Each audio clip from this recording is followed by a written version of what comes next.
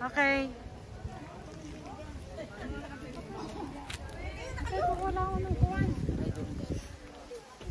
Okay. Hindi na kailangan. Okay.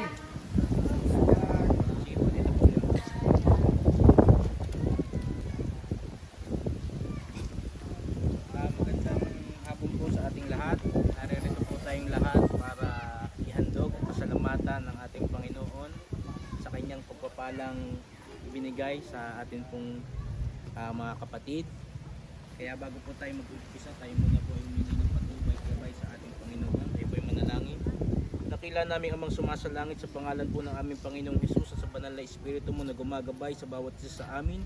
Kami po, O Diyos, ay dumudulog sa iyong harapan sa oras na ito. Kami, O Diyos, ay nagpapasalamat sa pagkakataon na ipinagkaloob mo, O Diyos, upang aming ihandog ang tahanan ito sa iyo, O Diyos. Dalangin namin, Panginoon, patuloy mo kaming kalugdan sa oras na ito. At anuman, Panginoong mga kasalanan, nakikita mo sa bawat isa, sa bawat nasabi, nagawa, naisip ng bawat isa na ito hindi naging kalugod-lugod sa iyo, hinihiling po namin na linisin mo kami at tugasan ng banal na dugo ng aming Panginoong Hesus upang maging kaming karapat-dapat sa pagdulog sa iyong banal na harapan. Inaanyayahan po namin ang iyong banal na Espiritu na siyang manguna sa bawat gagawin namin. Ito pong aming dalangin na may pasasalamat sa pangalan ng Anak ko si Jesus. Amen. Amen.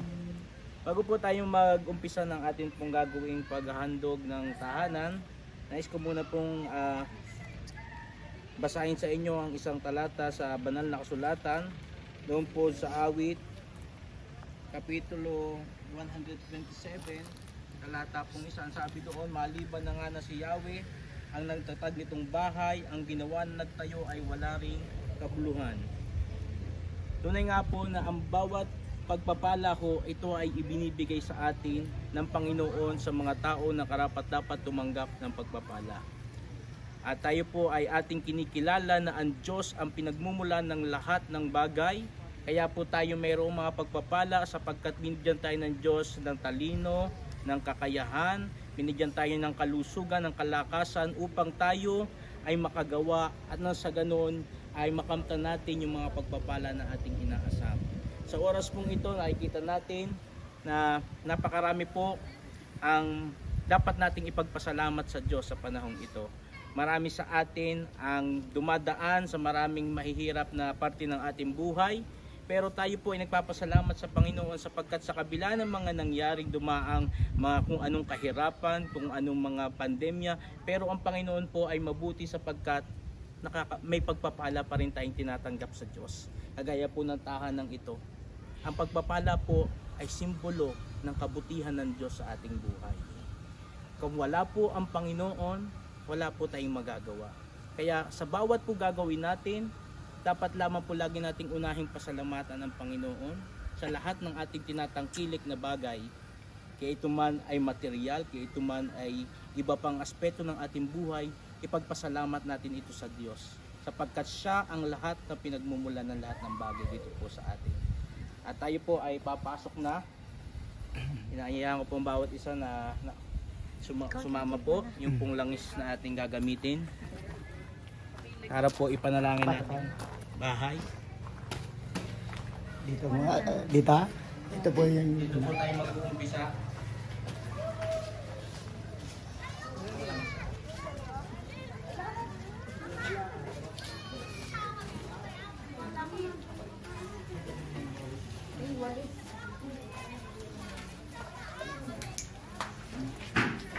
Dakila naming amang sumasalangit, kami po ay nagpapasalamat sa tahanang ipinagkaloob nyo sa aming pong kapatid.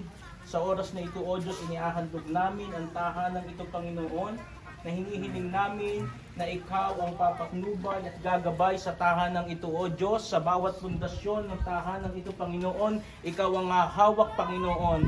At anumang, Panginoon, mga sakuna, anumang mga kalamidad, iingatan mo ang tahanang ito, O Diyos. At wala kami, O Diyos, pinahihintulutan sa tahanang ito, kundi ang pagpapala mo at pag-iingat mo sa tahanang ito. At anumang gawa ng kaaway sa tahanang ito, ay hindi namin pinahihintulutan. Sa pangalan ni Jesus, sinisilyuhan namin ito ng banal na dugo ng aming Panginoong Jesus. Sa pangalan ni Jesus, Amen. Dito po tayo sa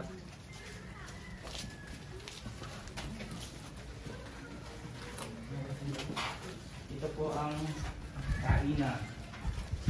Receiving and live and dining. Wala kami sala. Sige po, ate po panalangin.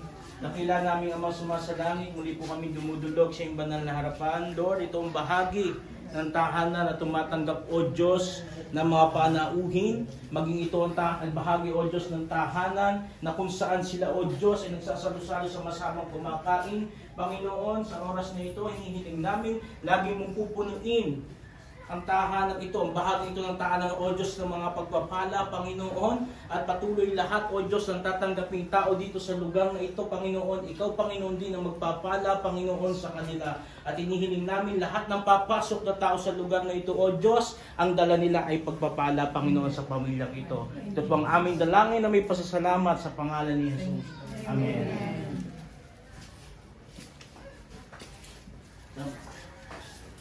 Ito po ang dan dito sa post. Hindi na rin siguro yung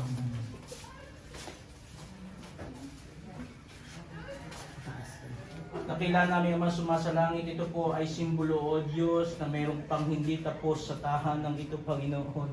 Panginoon, nananampalataya kami, Panginoon, na Ikaw, Panginoon, muli ang magpapala sa kanila upang maipagpatuloy, O Diyos, ang bahagi pang ito ng tahanan ito, O Diyos. Naniniwala kami, Panginoon, na mayroong ka, Panginoon, dadaling maraming pagpapala sa tahanan ito. Maging hagdang ito, O Diyos, ito'y magiging simbolo, O Diyos, na Panginoon, kami, Panginoon, ay laging sa iyo, Panginoon, magtitiwala at sa iyo sasamba. Sa pangalan ni Jesus. Amen.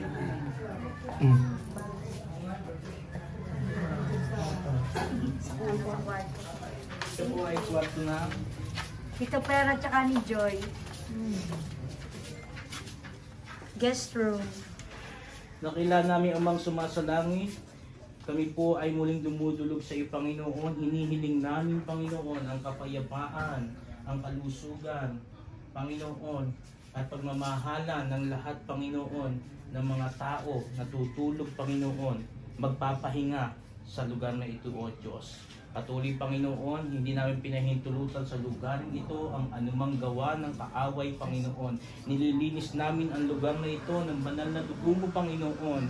At anumang gawa ng kaaway hindi makakapainay, kundi, O Diyos, ang mga taong tutuloy dito, Panginoon, makakaramdam sila ng kapayapaan, kapahingahan, O Diyos, na nagmumula sa iyo. Ito pong aming dalangin sa pangalan ng inak na si Jesus. Amen. ito po yung kwarto mo lang.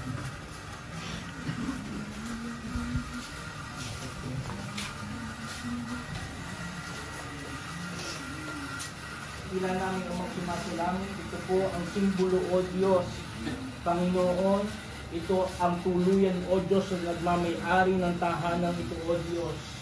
Ngayon, pinasasalamatan ka namin sa kanilang mga buhay, sa patuloy ng pag-iingat at paggabay sa kanila. Ang dalangin namin, Panginoon, patuloy mo silang bubuglorin ng pagmamahalan, pagkakaunawaan at pagkakaisa. At sa lugar na ito, O Diyos, patuloy mo silang pupunin, O Diyos, ng kagalakan, kapayapaan sa kanilang pamamahinga sa lugar na ito. Patuloy nilang mararanasan ang iyong presensya, Panginoon, na ikaw ay kasama nila, ikaw mag-iingat, gagabay at poprotekta sa kanila, Panginoon. Pinagpapala namin sila, O Diyos, at patuloy namin sa iyo nihahabilin ang mag-asawang ito. Sa pangalan ni Jesus. Amen. Yung Siya na po. Nakilala namin ang mga sumasalangit, maging ito, Panginoon, parte na kung saan ito, Panginoon, ay ginagamit, Panginoon, ng bawat tao, Panginoon, na tumutuloy sa tahanan ito. Dalangin namin, Panginoon, patuloy mo rin itong linisin ng iyong banal na dugo, Panginoon, at sino mang tutuloy, Panginoon, sa lugar na ito, O Diyos, makakaramdam, Panginoon, ng kapayapaan na nagmumula sa iyo, paggalakan na nagmumula sa iyo, Panginoon. At Panginoon, anumang mga sakit at karamdaman sa lugar ito, sa tahanan ito, O Diyos, ay hindi namin pinahintulutan. Anumang gawa ng kaaway, ay aming pinalalayo sa tahanan ito. Anumang mga espiritu na hindi maganda sa tahanan ito, ay aming pinalalaya sa pangalan ni Jesus. At O Diyos, sa oras dito, wala kami pinakakawalan, kundi ang iyong presensya na sa manahan sa lugar ito. So, ang aming dalangin na may pasasalamat sa pangalan ni Jesus. Di pwede. Garahe ba?